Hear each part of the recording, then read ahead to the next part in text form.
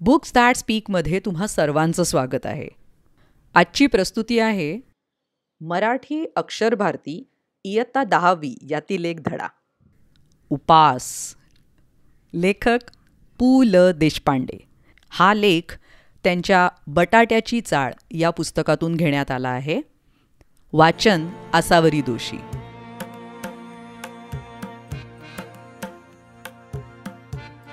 माझ्या खाजगी उपोषणाची हकीकत चाळीत जाहीर झाली आणि येता जाता ही माझी नाही ती भानगड आहे, उगीच हात दाखवून अवलक्षण आहे, पेललं नाही तेव्हा खाजगी झालं, अशी वाक्य माझ्या कानांवर येऊ लागली. पण मी कोणत्याही टीकेला भीक घालणार नव्हतो. 181 पौंड, रात्रंदिवस ते कार्ड माझ्या डोळ्यांपुढे नाचत होतं. वजन कमी झालं पाहिजे या विचाराने माझी झोप उडाली. झोप कमी झाली तर वजन उतरतं या विचाराने मला त्याचंही काही वाटत नव्हतं. मी पूर्वीसारखा गाढ झोपत नाही यावर धर्मपत्नीचा मात्र अजिबात विश्वास नव्हता. घोरत तर असता रात्रभर, अशासारखी दुरुत्तरं ती मला करत असे. 2 महिन्यात 50 पौंड वजन कमी करून दाखवीन तर खरा, अशी भीष्म प्रतिज्ञा करून मी आहारशास्त्रावरच्या पुस्तकात डोके घालू लागलो. प्रोटीनयुक्त पदार्थ, चरबीयुक्त द्रव्ये वगैरे शब्दांबद्दलची माझी आस्था वाढू लागली.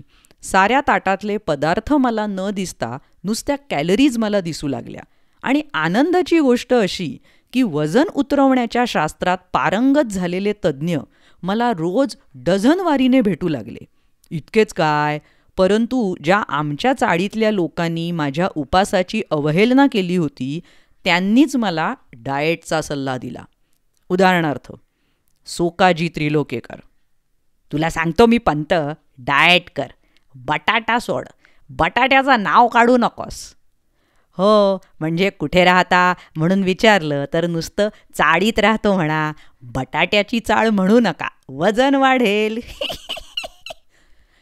जनोबा रेगे या इस्माला काय म्हणावं हे मला कळत नाही. नेहमीच तिरकं बोलायचं म्हणजे काय. पण सोकाजींनी त्याला परस्पर जामून टाकलं. हे इडियट, सगळ्याच गोष्टी जोकाय मारतो रे नेहमी. मी सांगतो तुला पंत, तू बटाटा सोड. मी काय काय सोडले असता माझे वजन घटेल याची यादी बटाट्यापासून सुरू झाली. बटाट्याचं ठीक आहे हो, पण पंत आधी भात सोडा, एक सल्ला. भाताने थोड्याच लठ्ठ व्हायला होतं. आमच्या कोकणात सगळे भात खातात, कुठे आहेत लठ्ठ. तुम्ही डाळ सोडा, काशीनाथ नाडकर्णी. मुख्य म्हणजे ना, साखर सोडा. मी सांगू का, मीठ सोडा. लोणी तूप सोडा.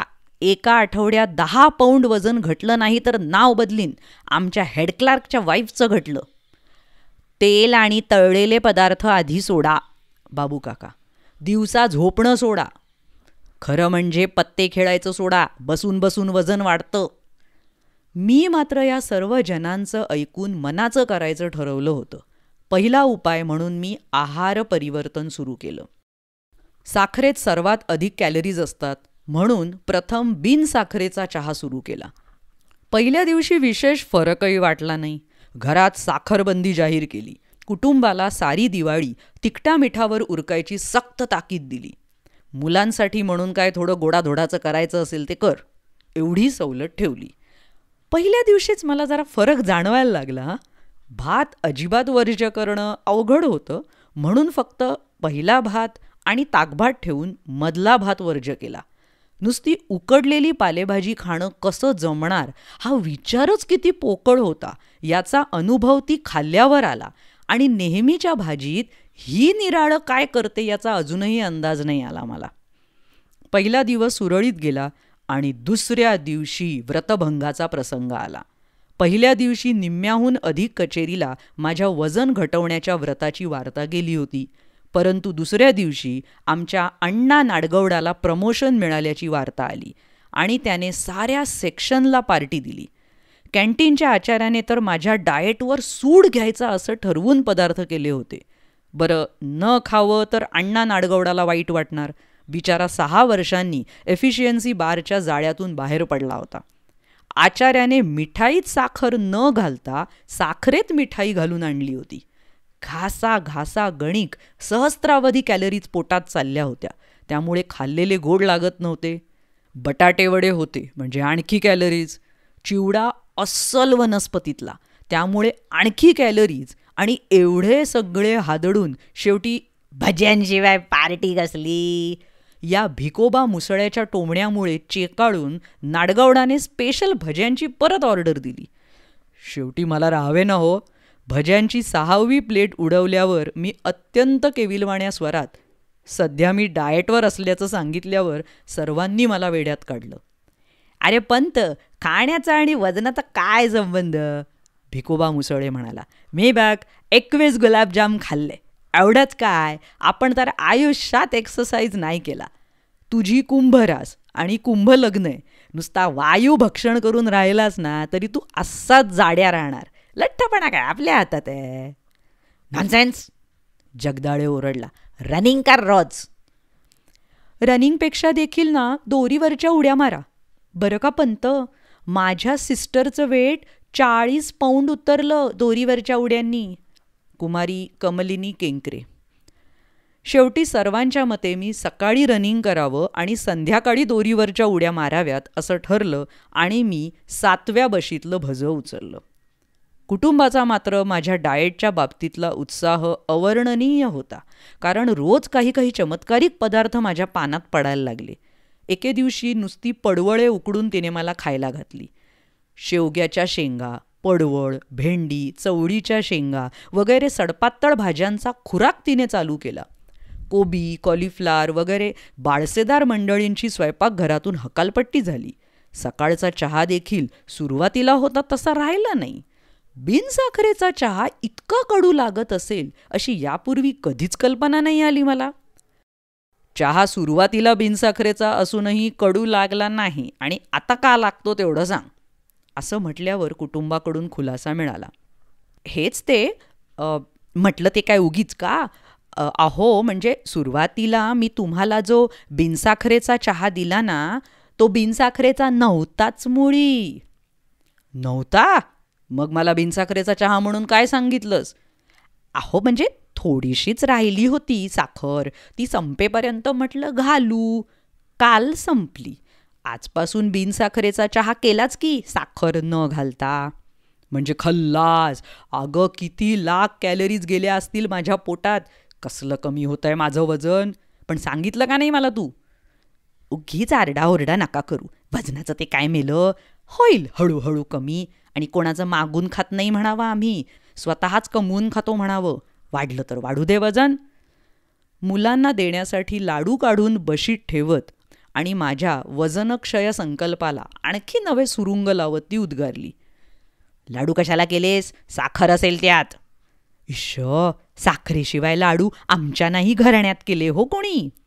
तात्पर्य, चहा बिनसाखरेचा होता हे खरं, परंतु लाडवाच्या रूपाने काही कॅलरीज पोटात गेल्याच. दोरीवरच्या उड्यांचा फक्त एकदा प्रयत्न केला व पहिली उडीच शेवटची ठरली. कारण 8x10 आमच्या दिवाणखान्यात प्रथम दोरी संपूर्ण फिरवणे अवघड. एकदा डोक्यावरून दोरी पलीकडे गेली की ती ड्रेसिंग टेबलावरच्या तेलांच्या आणि औषधांच्या बाटल्या खाली घेऊन आली. दुसऱ्यांदा अर्धवट गॅलरी आणि अर्धवट घरात राहून दोरी फिरवली ती आचार्य बाबा बर्व्यांच्या गळ्यात. त्यांचा माझ्यावर आधीच राग होता. मी उपास करतो हे कळल्यावर चाळीतली सारी मंडळी समाचाराला येऊन गेली. परंतु आचार्य बाबा बर्वे शेजारच्या खोलीत असूनही आले नाहीत. कारण उपास हे त्यांचे खास राखीव कुरण होते. हा दुष्टपणा माझ्या गळ्यात दोरी अडकवून केलात हे ठीक झालं, पण तुमच्या वयाला न शोभणाऱ्या या धिंगामस्तीला दुसरा कोणी माझ्यासारखं बळी पडला असता तर तुमची धडगत नव्हती. मी तुम्हाला क्षमा करतो. पण मी हे मुद्दाम नाही केलं हो आचार्य. अहो वजन कमी करायला दोरीच्या उड्या मारतोय मी. काही उपयोग होणार नाही. का? का म्हणजे जिभेवर ताबा नाही तुमचा. संयम हवा, मनाची एकाग्रता हवी. त्यासाठी प्रथम म्हणजे काही गोष्टी सोडाव्या लागतील. आता या उड्या मारायला मी लाज देखील सोडली हे पाहताय ना तुम्ही बाबा. ठीक आहे, प्रथम बोलणं सोडा. बोलणं सोडू? अजिबात.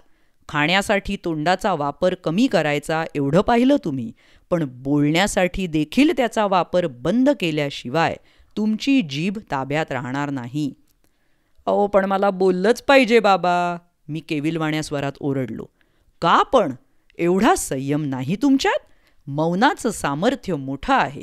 मौन ही शक्ती आहे. मौन ही. उड्या मारायच्या माझ्या दोरीचं एक टोक हातात धरून बाबा 1 तास मौनाचं महत्त्व या विषयावर बडबडत होते. शेवटी त्यांचा वाक्प्रवाह अडवून मी ओरडलो. अहो पण बाबा, मी बोललो नाही तर खाऊ काय? म्हणजे बोलण्याचा आणि खाण्याचा संबंध काय? मी टेलिफोन ऑपरेटर आहे बाबा, दिवसभर बोलावंच लागतं मला. मग कसलं वजन उतरवणार तुम्ही? अत्यंत कारुण्यपूर्वक कटाक्ष टाकून बाबा गेले आणि त्यांच्या गळ्यात पडलेली दोरी मगाशीच मी गच्च आवळली का नाही या विचाराने मला पश्चात्ताप झाला. मग मात्र मी चिडलो आणि निश्चय केला की बस, यापुढे उपास, वजन उतरेपर्यंत उपास. मला मी काटकुळा झाल्याची स्वप्न पडू लागली. भरल्या ताटावरून मी उठू लागलो. बिन साखरेचा आणि बिन दुधाचाच काय, पण बिन चहाचा देखील चहा पिऊ लागलो. साखर पाहिली की माझ्या अंगाचा तिळपापड होऊ लागला. केवळ फळांवर मी जगू लागलो. लिंबाचा रस तर मला अमृतासारखा वाटू लागला. धारोष्ण दुधासाठी मी अधूनमधून अंधेरीच्या गोठ्यात जाऊ लागलो. दोरीवरच्या उड्या केवळ खालच्या मजल्यावरील मंडळींच्या दुष्टपणाने व आकसाने केलेल्या तक्रारींमुळे मला थांबवाव्या लागल्या. 10 उड्या पाय न अडकता मारण्यापर्यंत मी पोहोचलो होतो. कचेरी सुटली की मी गिरगाव रस्त्याने धावत येऊ लागलो. केवळ पौष्टिक आणि सात्विक आहार सुरू केला. जवळजवळ 10-12 दिवस हा क्रम चालू होता. माझ्यातला फरक मलाच कळत होता. लहान मुलं बी पेरलं की रोप किती वाढलंय हे रोप उपटून पाहतात ना, त्याप्रमाणे रोज संध्याकाळी काट्यावर वजन करावं असं मला वाटत होतं. पण मी ती इच्छा दाबून धरली. बरोबर 1 महिन्याने मी वजन करणार होतो. 1 महिनाभर तुपाचा थेंब माझ्या पोटात जाणार नव्हता. केवळ दूध. दुर्दैवाने रोज गाईचं धारोष्ण दूध मिळण्याची सोय नव्हती, पण एकूण आहारव्रत जोरात चालूच ठेवलं. 15 भरात फक्त 2 वेळात साखर भात झाला. एकदा सोकाजीने चोरून कोळंबी भात चारला आणि खालच्या मजल्यावरच्या भाऊजी पसरटवारांनी एकदा नागपुरी वडाभात पाठवला होता. एवढे अपवाद वगळल्यास भाताला स्पर्श नाही केला. त्यामुळे मुख्यतः चरबीयुक्त द्रव्ये शरीरात कमी गेली. माझा एकूण निश्चय पाहून चाळीतल्या मंडळींचे आदर दुणावल्याचे माझ्या सूक्ष्म नजरेतून सुटत नव्हते. जी मंडळी माझ्या डाएटची आणि उपासाची चेष्टा करत होती त्यांनीच पंत फरक दिसतोय अशी कबुली द्यायला सुरुवात केली. जनोबा रेग्यांसारख्या अत्यंत कुचकट शेजाऱ्यालाही पंत भलतेच काय ओरडावलेत असे मान्य करावेच लागले. मंडळींच्या प्रशस्तीने मला भीती वाटत होती ती एकाच गोष्टीची, ती म्हणजे मूठभर मांस वाढण्याची. पण असली तुरळक तारीफ ऐकून मी काय चळण्यासारखा नव्हतो. इतक्या असामान्य मनोनिग्रह आणि जिव्हा नियंत्रणानंतर कमीत कमी 20 ते 25 पौंडांनी तरी माझे वजन घटले पाहिजे अशी माझी खात्री होती. आणि त्या खात्रीने मी आमच्या ऑफिससमोरच्या वजनाच्या यंत्रावर पाय ठेवला आणि आणेली टाकून तिकीट काढले. महिन्यापूर्वी याच यंत्राने माझे वजन 181 पौंड दाखवले होते. 1 महिन्याचा उपास, निराहार, शास्त्रोक्त आहार, दोरीवरच्या उड्या इत्यादी उग्र साधना केल्यावर आज तिकिटावर वजन? मिनिटभर माझा विश्वासच बसेना. 192 पौंड आणि भविष्य होते आप बहुत समझदार और गंभीर है. हल्ली मी वजन आणि भविष्य या दोन्ही गोष्टींची चिंता करण्याचं सोडून दिलंय आणि विशेषतः डाएटच्या आहारी तर या जन्मात मी जाणार नाही. छे, वजनाचा मार्ग भलत्याच काट्यातून जातो. कशी वाटली ही आजची प्रस्तुती आणि आजच्या या सुप्रसिद्ध लेखकांचं लेखन? मला खात्री आहे तुम्ही यांची अनेक पुस्तकं किंवा थोडीफार पुस्तकं तरी निश्चित वाचली असतील. पु ल देशपांडे यांची इतर जी अतिशय प्रसिद्ध आणि लोकांची आवडती पुस्तकं आहेत ती म्हणजे खिल्ली, बटाट्याची चाळ, हसवणूक, अपूर्वाई, पूर्वरंग, व्यक्ती आणि वल्ली, गणगोत, मैत्र, जावे त्यांच्या देशा. तर यापैकी कुठलंही पुस्तक तुमच्या वाचनात आलं तर नक्की वाचा आणि त्यांच्या लेखनाचा आस्वाद घ्या. बुक्स दॅट स्पीक या चॅनलला जरूर भेट द्या वेगवेगळ्या गोष्टींसाठी यूट्यूबवर आणि वेगवेगळ्या पॉडकास्टिंग चॅनल्सवर. Website www.booksthatspeak.com. Instagram ID books that speak. भेटूया पुढल्या प्रस्तुतीत. Bye bye. धन्यवाद.